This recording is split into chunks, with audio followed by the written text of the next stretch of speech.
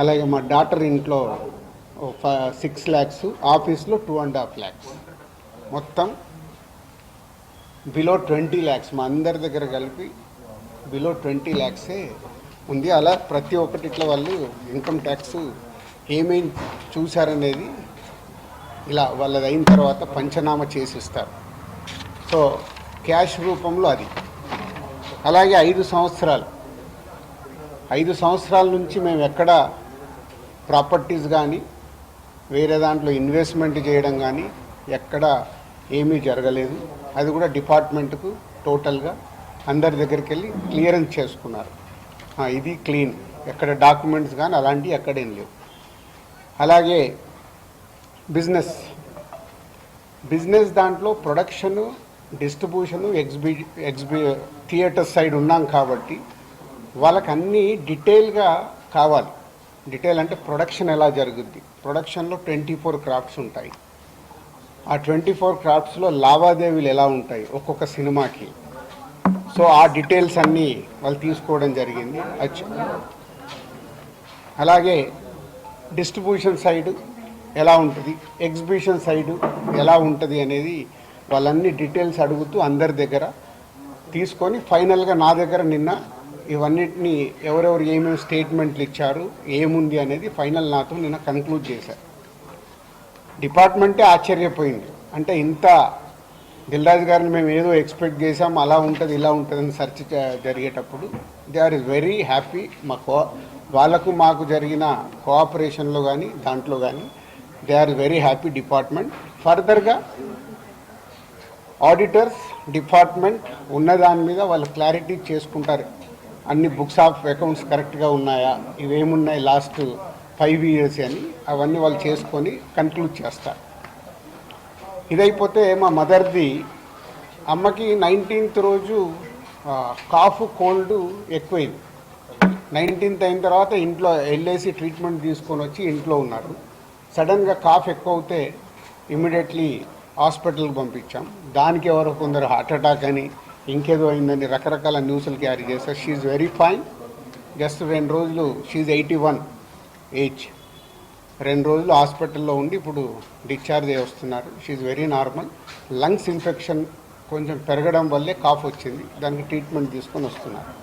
So దయచేసి నేను media వారిని 4 రోజులు జరిగింది కానీ ఇది కానీ మీకు తెలిసిందో తెలియందో హైలైట్ చేసుకుంటూ వేయకండి. నేను ఎప్పుడు రిక్వెస్ట్ చేస్తుంటాను. అంటే ఇప్పుడు నా మీద మీకు ఎంత క్యూరియాసిటీ ఉంటుందో ఒక సెలబ్రిటీగా, అలాగే చాలామందికి అది ఉంటుంది. తప్పుడు న్యూస్ వెళ్ళినప్పుడు అక్కడ వాళ్ళకి ఇటు మాకు తెలిసిన కుటుంబాలు కానీ ఇష్టపడే వాళ్ళు కానీ తప్పు న్యూస్లు వెళ్తాయి.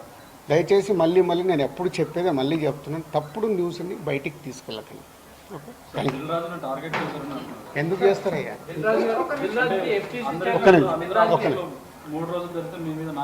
నాలుగో రోజు నాది కాదు కదా, మైత్రిలో జరిగింది, అభిషేక్ మీద జరిగింది, ఇలా అందరి మీద. ఇది ఇండస్ట్రీకి సంబంధించి ఎందుకు టార్గెట్ చేస్తారు? ఇన్కమ్ ట్యాక్స్ అనేది ప్రాసెస్, ఇదేమి ఇల్లీగల్ కాదు. ఇన్కమ్ ట్యాక్స్ అనేది ప్రతి ఒక్కరికి, మీరు కూడా టీడీఎస్లు కడతారుగా, ఎందుకు కడతారు? అస్సలు తప్పు. ఇవే అంటున్నా, రాంగ్ న్యూస్లు మీ ఇష్టంకి వచ్చినాయి అనేసుకొని వేయడం ఎందుకు?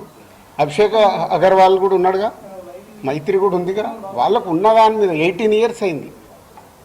మా మీద సెర్చ్ జరిగి 18 years, ఏమో 2 years కాలే 3 years కాలే. అంటే ఆఫ్టర్ 18 years దిస్ వాళ్ళు ప్రొసీజర్, ఇన్కమ్ ట్యాక్స్ ప్రొసీజర్లోనే జరిగింది, ఎక్కడ ఏమీ లేదు.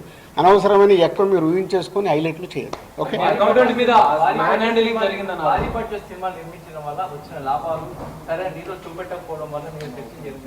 నా దగ్గర కాదండి, మొత్తం జరిగితే మళ్ళీ మీ దగ్గర అంటారండి.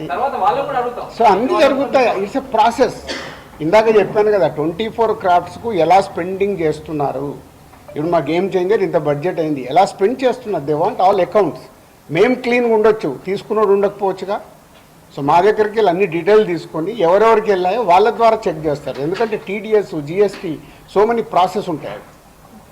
అంతేగాని ఎక్కువ ఊహించేసుకుంటున్నారు, ఏం లేదని. హైలైట్స్ దాంట్లో ఉండకుండా కొంచెం బయటికి రండి అని నా రిక్వెస్ట్.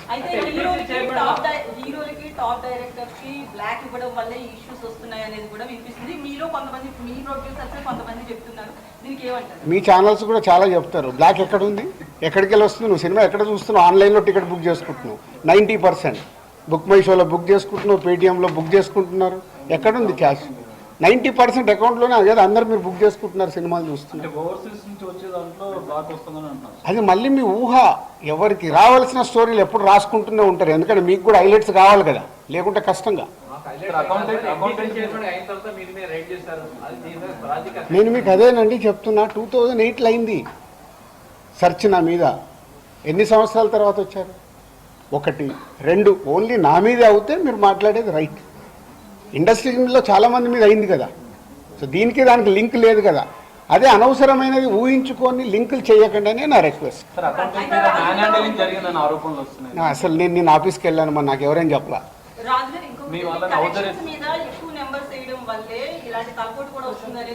అది మొత్తం ఇండస్ట్రీ అంతా కలిపి మాట్లాడతాం, అది నేను ఇండివిజువల్గా మాట్లాడకూడదు.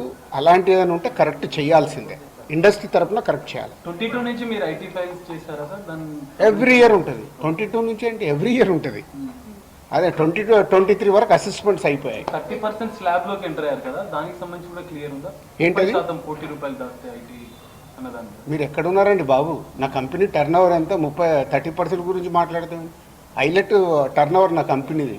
ఎప్పుడో 2008లోనే నా సర్వే అయిందంటే అప్పుడే ఎంటర్ అవుతుంది కదా, అవుద్ది. అయితే ఫిల్మ్ ఇండస్ట్రీలో రైట్స్ జరగడం కూడా ఒక ప్రెస్టేజ్ ఇష్యూగా కొంతమంది చూస్తున్నారు, డైరెక్టర్లు, హీరోలు, వీళ్ళంతా. దీనికి ఏమంటారు మీరు? అంటే ఇన్కమ్ ట్యాక్స్ వాళ్ళు అదే అంటారు, సార్ మేము వచ్చినామంటే మీరు పెద్దోళ్ళు అని. సో మీ మీద కూడా చేయించుకోరు, మీరు ఫాస్ట్గా పెద్దోళ్ళు అవుతారు.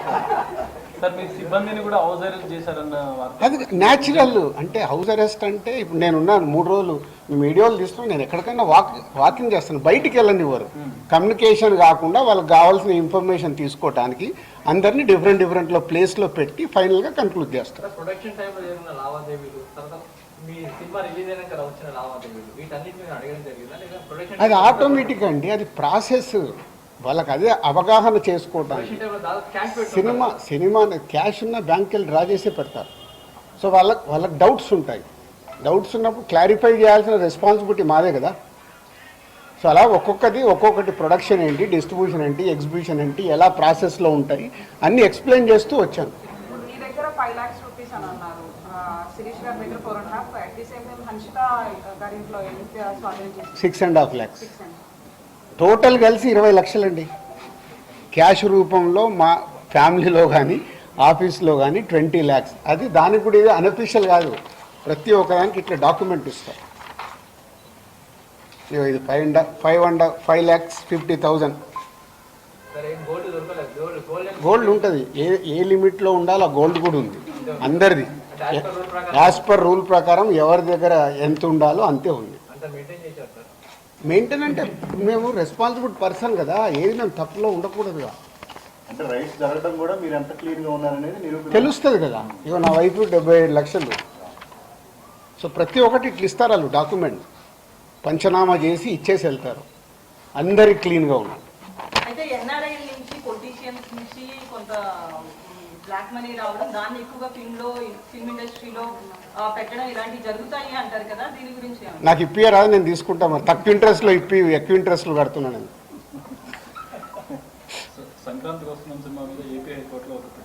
అవన్నీ జరుగుతూనే ఉంటాయి. ఎంతసేపు నెగిటివ్ పాజిటివ్ మాట్లాడు, అవన్నీ ప్రాసెస్లో జరుగుతుంటాయి. ఎందుకు వేసారు?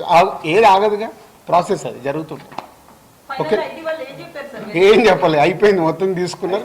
థర్డ్ రోజు వచ్చి కలవమన్నారు. ఈ లోపల చెక్ చేసుకుంటారు, ఆడిటర్ వెళ్ళి మాట్లాడతాడు. థర్డ్ రోజు వెళ్ళి నేను కలుస్తాను. నెక్స్ట్ అయిపోయింది కదా, చెప్పినా కదా మొన్నే 2025 స్టార్ట్ అని. సంక్రాంతి వస్తున్నాం, స్టార్ట్ అయింది కదా. ఎలా సూపర్ హిట్లు కొట్టాలనేది మన పని, అదే మొదలు పెడతాం.